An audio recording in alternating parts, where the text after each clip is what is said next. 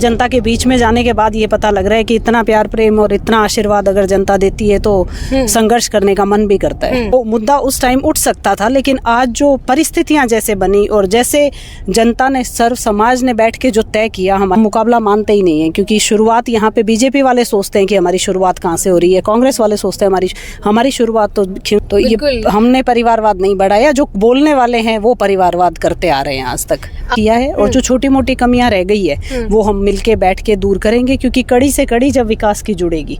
5 महिला कॉलेज 2 महिला college 5 college खुली है सके। क्योंकि किसान अगर अपने खेत में पत्थर निकाल रहा है तो वो उसकी अवैध कैसे होगी, क्योंकि वो खुद मालिक है उसका, वो कर सकता है। इसलिए हम नमस्कार, आप देख रहे हैं द खट्टा गांव में ममता आप सभी के साथ। खींवसर का माहौल गरमाया हुआ है, त्रिकोणीय मुकाबला है यहाँ पर।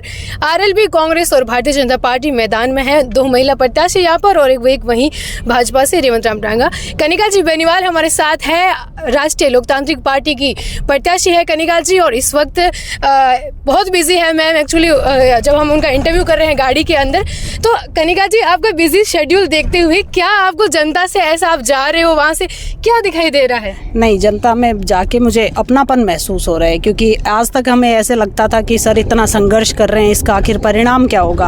आज जनता के बीच में जाने के बाद ये पता लग रहा है कि इतना प्यार प्रेम और इतना आशीर्वाद अगर जनता देती है तो संघर्ष करने का मन भी करता है। देखिए, हनुमान जी राजनीति में आए, उन्होंने अपने 20 से 25 साल राजनीति का जो उनका संघर्ष रहा, उसके बाद जब आप उनकी जिंदगी में आए, फिर आपने भी सोच लिया था कि मुझे भी ऐसे ही राजनीति में जाना है? नहीं, ऐसा कुछ नहीं था। क्योंकि अगर उस टाइम हम सोचते तो ये गलत रहता। क्योंकि परिवारवाद जो सर जिसके खिलाफ है बिल्कुल, वो मुद्दा उस टाइम उठ सकता था। लेकिन आज जो परिस्थितियां जैसे बनी और जैसे जनता ने, सर्व समाज ने बैठ के जो तय किया, हमारे घर पे मीटिंग हुई है, पूरे पार्टी परिवार की हमारी मीटिंग हुई है, तो जिसने जो तय किया है उसमें प्रत्याशी चुना गया है। इसलिए ऐसा कभी पहले विचार था ही नहीं कि राजनीति में आना है या नहीं, पर परिस्थितियां जब बन जाती है तो उतरना पड़ता है। तो जो कुछ आरोप लगा रहे हैं कि हनुमान बेनीवाल परिवारवाद कर रहे हैं, पहले भाई को उतारा मैदान में और अभी अपने ही घर से अपनी धर्मपत्नी को टिकट दे दी है, क्या कुछ कहोगे इस पर? मैं आपको इतना ही कहूंगी कि परिवारवाद जब होता, जब हम लोग 2023 में, क्योंकि पार्टी भी अपनी थी, सर खुद राष्ट्रीय अध्यक्ष है, तो चाहते तो उतार सकते थे, 5 सीट पे उतार सकते थे, कौन मना कर रहा था। लेकिन वो परिवारवाद कहलाता। ये हमारी सीट खींवसर की है और खींवसर की जनता ने मिलकर तय किया है कि किसको टिकट देना है। तो ये हमने परिवारवाद नहीं बढ़ाया। जो बोलने वाले हैं वो परिवारवाद करते आ रहे हैं आज तक। आप खींवसर में जीत करके आते हैं, आप एमएलए बनते हैं यहाँ से, तो आप एक तो खींवसर की पहली महिला विधायक रहेंगी, तो आपकी क्या प्राथमिकता रहेगी खींवसर के लिए? खींवसर में प्राथमिकता अब महिला सशक्तिकरण पे और महिला शिक्षा पे फोकस किया जाएगा। क्योंकि बाकी विकास का मुद्दा एमपी साहब ने और एमएलए साहब, जो हमारे पूर्व एमएलए साहब नारायण जी भाई साहब रहे हैं, उन्होंने पूरा विकास करवाने का प्रयास किया है। और जो छोटी मोटी कमियां रह गई है वो हम मिलके बैठ के दूर करेंगे। क्योंकि कड़ी से कड़ी जब विकास की जुड़ेगी कि आगे, क्योंकि हम लोगों को इतना पता है कि कौन सी गाँव और ढानी तक कौन सी सड़क बाकी है और कौन सी बिजली कहाँ बाकी है और कहाँ स्कूल बाकी है। आपको पता होगा कि खींवसर वो विधानसभा क्षेत्र है जिसमें 2 महिला कॉलेज 5 कॉलेज खुली है खींवसर क्षेत्र में। तो इसमें मेरा ज़्यादा फोकस महिला शिक्षा पे रहेगा। क्योंकि अभी पिछड़ा हुआ है थोड़ा सा, नागौर जिला ही पूरा शिक्षा के क्षेत्र में पीछे है।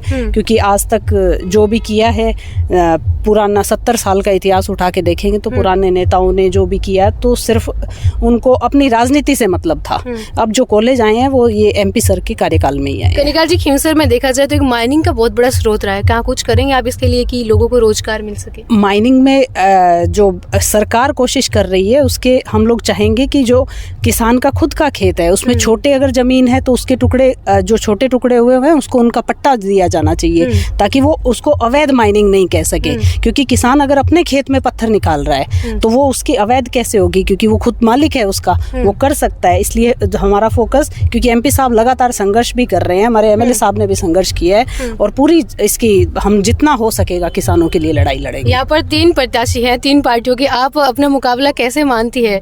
नहीं, ऐसा कुछ मुकाबला नहीं, क्योंकि यहाँ जनता, खींवसर की जनता चुनाव लड़ रही है। हम मुकाबला मानते ही नहीं है, क्योंकि शुरुआत यहाँ पे बीजेपी वाले सोचते हैं कि हमारी शुरुआत कहाँ से हो रही है, कांग्रेस वाले सोचते हैं हमारी शुरुआत तो खींवसर की जनता से हो रही है, और वो मिलके हम चुनाव लड़ रहे हैं। तो जनता ने जीत का मानस बना लिया है, तो ऐसा कोई मुकाबला लग नहीं रहा है। तो ये थी हमारे साथ आरएलपी से यहाँ पर खींवसर से प्रत्याशी है कनिका बेनीवाल, जिनसे हमने कदर खटक से हमारी खास बातचीत हुई। क्या उनके मुद्दे रहेंगे अगर वो जीत के आती हैं, तो यहाँ पर प्रायोरिटी जो उनके कौन से काम है वो यहाँ पर रहेंगे। तमाम उन बातों, जो चीज़ें हैं, मुद्दे हैं, उन पर हमने उनसे बात करी। जुड़े रहिए द खटक से। धन्यवाद।